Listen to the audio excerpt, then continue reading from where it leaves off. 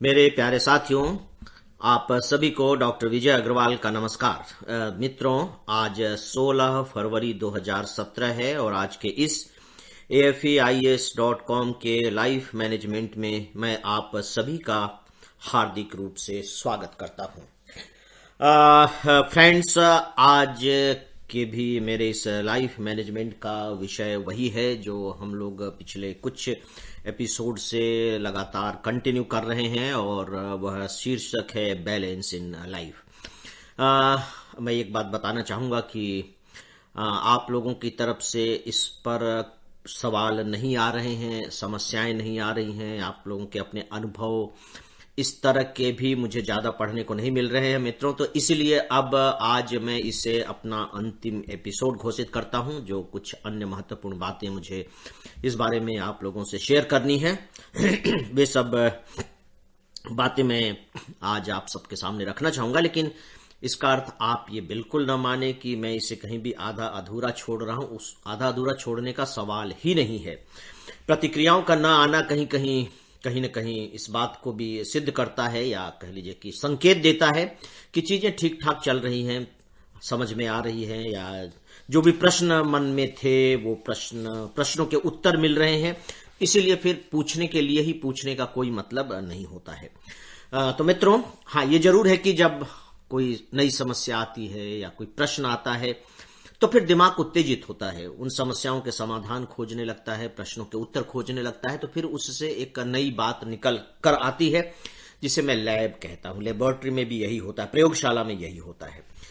तो मित्रों, चूंकि अब उनका अभाव है, उस तरह के तत्वों का, उस तरह के एलिमेंट का, तो इसलिए आज के इस एपिसोड को मैं बैलेंस इन लाइफ का अंतिम एपिसोड मानकर आपसे कुछ आगे की बातें शेयर करने जा रहा हूं। और आज की मेरी बातों में व्यवहारिक जीवन के कुछ बिंदु होंगे और साथ ही सैद्धांतिक पक्ष के भी कुछ बातें होंगी। लेकिन मैं एक बात आपसे जरूर कहना चाहूंगा फ्रेंड्स, कि नो डाउट की शुरुआत मैंने कुछ सैद्धांतिक पक्षों से की थी, क्योंकि सैद्धांतिक पक्ष को मैं किसी भी विचार के लिए या किसी भी तरीके के लिए एक नींव की तरह मानता हूं।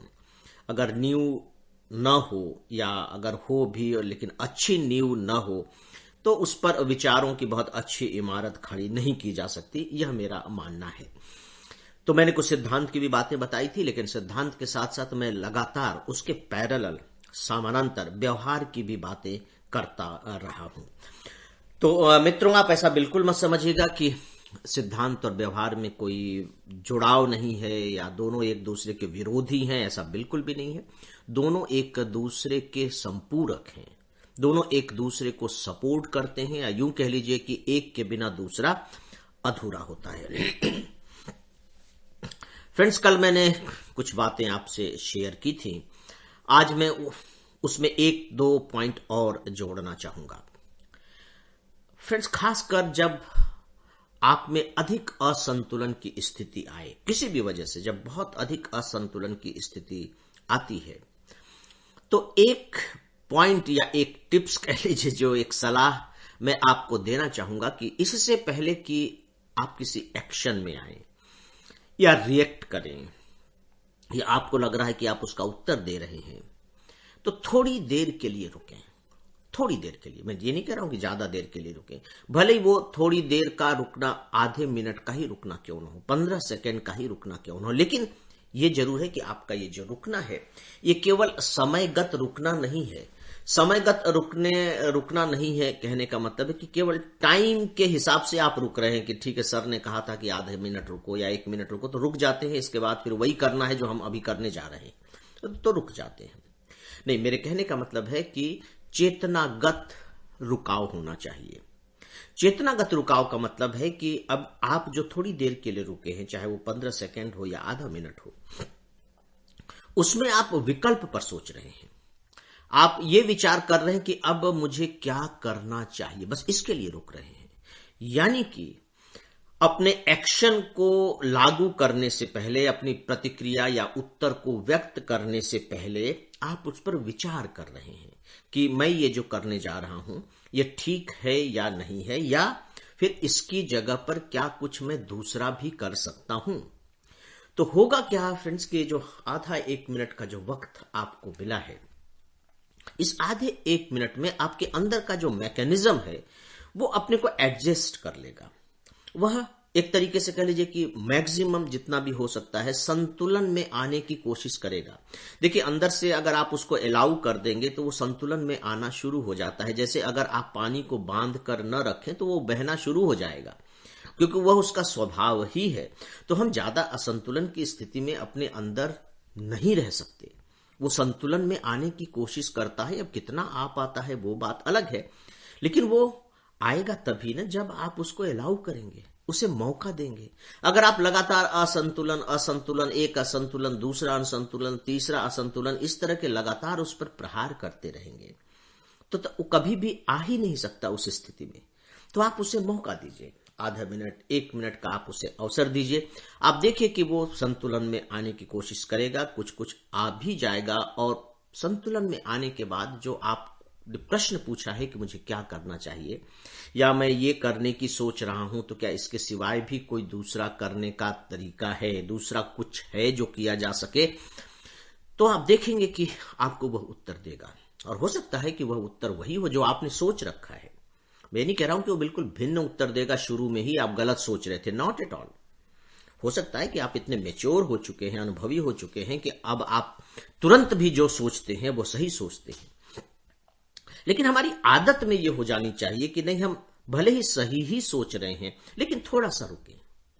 इससे आपके अंदर का बैलेंस धीरे धीरे आना शुरू हो जाता है।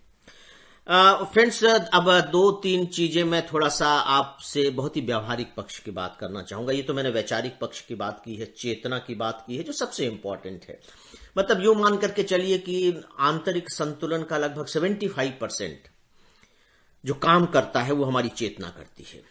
75%, हो सकता है कि 80% भी हो, लेकिन 75% से तो कम नहीं ही है, क्योंकि विचारों से ही हमारे ग्लैंड्स से स्राव होते हैं और उससे हमारा पूरा जो फिजियोलॉजी, पूरा जो शरीर तंत्र है वो प्रभावित होता है। और जब शरीर तंत्र प्रभावित होता है तो उसका असर फिर हमारे विचारों पर भी पड़ता है। मतलब पहले विचार शरीर को प्रभावित करते हैं और फिर हमारा शरीर हमारे विचारों को भी प्रभावित करता है। ठीक वैसे जैसे कि एक बीमार आदमी आपको खुश नहीं दिखेगा, तो अब है तो शरीर बीमार, लेकिन उसके विचार सब निगेटिव निगेटिव हो गए हैं। आप देखते हैं ना, आप तो ये दोनों एक दूसरे को प्रभावित करते हैं।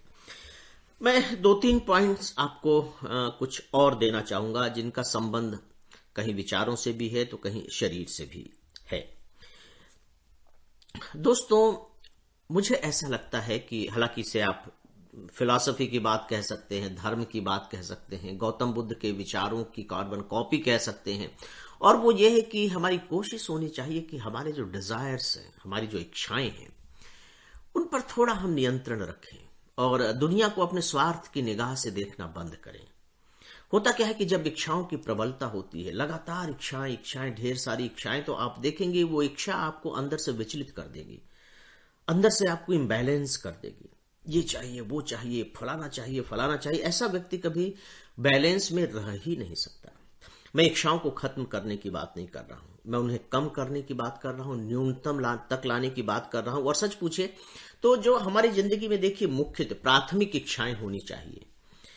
2-4 प्राथमिक इच्छाएं हैं और बस उसको लेकर के हम काम कर रहे हैं, और बाकी चीजें तो जीवन के लिए जो जरूरी हैं वो ऑटोमेटिक होती रहती है, उसके लिए इच्छा पालने की जरूरत नहीं होती है। अब खाना चाहिए, ये कोई इच्छा नहीं है। पानी पीने का मन कर रहा है, इसे मैं इच्छा नहीं मानता। सोने का मन कर रहा है तो कोई सोने की इच्छा, नो, ये तो नैसर्गिक चीजें हैं, ये प्राकृतिक चीजें हैं, ये इच्छाएं नहीं हैं। इच्छाएं मैं उन्हें मानता हूं फ्रेंड्स जिनके माध्यम से आप कुछ अतिरिक्त हासिल करना चाह रहे हैं। अस्तित्व की रक्षा के लिए जो अनिवार्य हैं वो इच्छाएं नहीं हैं, वो तो जीवन के अभिन्न अंग हैं। हाँ, आप जो अतिरिक्त प्राप्त करना चाह रहे हैं उस चाहना को इच्छा कहा जाता है। तो एक समय में, एक पर्टिकुलर टाइम में, चाहे वह टाइम 1 दिन का हो, चाहे वह टाइम 1 साल का हो, या 5 वर्षीय आपकी योजना हो, दशक की योजना हो, उसमें आपकी 1-2 महत्वपूर्ण इच्छाएं होनी चाहिए कि मुझे सिविल सर्विस एग्जाम क्वालिफाई करना, ये आपकी प्राथमिक इच्छा है। इसके लिए आपने 5 साल का प्लान बनाया है, 3 साल का बनाया, 1 साल का बनाया है, तो वो आपकी ड्यूरेशन ऑफ प्लानिंग हो गई। अब कम से कम इस ड्यूरेशन में अब आप इच्छाओं के ऊपर इच्छाएं मत लादते जाइए कि आपको सिविल सर्विस का एग्जाम भी क्वालिफाई करना है, लेकिन आपको दोस्तों के साथ बहुत ज्यादा मस्ती भी करनी है, आपको हिंदुस्तान का भ्रमण भी करना है, आपको पार्टियां भी करनी है, यानी कि समय उधर भी लगाना है और समय इधर भी लगाना है। तो ये जो कंट्राडिक्टरी जो इच्छाएं होती हैं, एक दूसरे के विरोध में जो खड़ी हुई इच्छाएं होती हैं, ये हमें डैमेज कर देती हैं, खत्म कर देती हैं और धीरे धीरे हम असंतुलन की तरफ बढ़ने लगते हैं। तो मित्रों, ये एक पॉइंट है। दूसरा पॉइंट है कि दिमाग पर ज्यादा बोझ मत रखिए। दिमाग पर बोझ की यहां मैं जो बात कह रहा हूं वो ये कि जो काम आपको लगता है ना कि हम अभी कर लेंगे, उसको कर डालिए, अभी कर डालिए अगर वो कर सकते हैं तो। ज्यादा टालिए मत। आप काम को तो टाल देते हैं, लेकिन याद रखिए कि आपका दिमाग उस काम को नहीं टाल पाता है और वो दिमाग उस बोझ को ढोए रहता है। जब भी उसको याद आ जाएगी वो बात, दिमाग भारी हो जाएगा, विचलित हो जाएगा। आपने महसूस किया होगा। तो उस क्षण तो आप असंतुलित हो गए। मान लीजिए कि आप पढ़ाई ही कर रहे हैं, आप ड्राइविंग कर रहे हैं और उसी समय आपको अचानक वो बात याद आ गई, तो आप देखेंगे कि क्षण भर के लिए आपका ध्यान भंग हो जाएगा, पढ़ाई का तारतम्य टूट जाएगा, ड्राइविंग में भी थोड़ी सी स्टीयरिंग हिल जाएगा थोड़ा सा, तो बड़ी बहुत ही खतरनाक स्थिति होती है। तो अगर आपको लगता है कि यार इसको निपटाया जा सकता है, अभी किया जा सकता है, तो करके मुक्ति पालें। और अंत में मैं पॉइंट जो आपके सामने रखना चाहूंगा फ्रेंड्स, वो ये है कि देखिए कि आप अपने दैनिक जीवन को कितना अधिक प्रकृति के अनुकूल बना पाते हैं। क्योंकि जब हमारा जीवन प्रकृति के अनुकूल होता है तो ये मान करके चलिए कि अब अनुकूलतम तो होना चाहिए ना। अगर दूसरे का वेवलेंथ जब तक सेम नहीं होगी तब तक तो बात बनती नहीं है साइंस में। तो अगर आप प्रकृति के अनुकूल अपने को बना लेते हैं अपने जीवन को, तो सीधी सी बात है कि प्रकृति के वेवलेंथ से आपकी वेवलेंथ मिल गई। और अगर वो वेवलेंथ मिल गई तो इसका मतलब है कि प्रकृति की शक्ति भी आपको अब मिल सकती है। तो मैं कोई किसी अलौकिक शक्ति की बात नहीं कर रहा हूं, मैं तो बहुत ही सामान्य किस्म की दैनिक जीवन की शक्ति की बात कर रहा हूं। आप प्रकृति के जितने अनुकूल रहेंगे, आपकी ऊर्जा आपको उतनी ज्यादा मिलेगी, आपका स्वास्थ्य उतना अच्छा रहेगा और मन भी सच मानिए कि उतना ही प्रसन्न रहेगा। तो इस तरीके से आपका जीवन एक अलग ही तरह की ऊर्जा और प्रसन्नता से भर जाएगा। बट नेचुरली कि उसका प्रभाव आपके आंतरिक संतुलन पर पड़ेगा ही पड़ेगा। तो मित्रों, ये मैंने कुछ बातें आप लोगों से शेयर की हैं और मैं समझता हूं कि काफी लंबा ये विषय खिंच गया। मुझे खुद भी उम्मीद नहीं थी कि यह विषय इतना लंबा जाएगा, लेकिन शुरू में जो आप लोगों की प्रतिक्रियाएं मिली उसने मेरे मन को उत्तेजित किया और कुछ नई तरह से सोचने को विवश भी किया। तो इसके लिए मैं आप लोगों को धन्यवाद देना चाहूंगा कि मेरे अंदर एक विचारों की आप लोगों ने उत्तेजना पैदा की। तो मित्रों, इसी के साथ ही अब बैलेंस इन लाइफ विषय को यहीं अब समाप्त करते हैं। कल से फिर कोई नया विषय लेकर आगे बातें करेंगे। अब तब तक के लिए मैं इजाजत चाहूंगा। नमस्कार।